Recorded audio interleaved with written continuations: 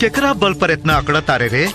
न तोरा पास पैसा बा न पावर बा, एगो अपराधी के ठप्पा के सिवा का बा तोरा पास? जिगर, जगर टेम्परेचर तोरा से बर्दाश्त ना हुई।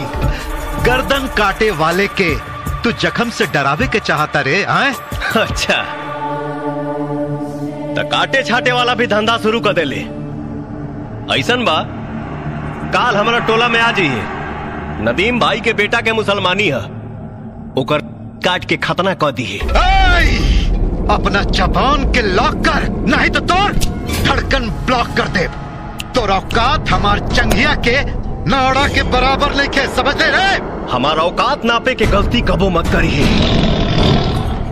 नहीं तो तोर जंगिया तोरे बेटन से खुलवाई और पिछाड़ के फोटो खींच के तोरा नाम पता के साथे फेसबुक पर चढ़ा दे और लिख दे, ये दिल मांगे मोर।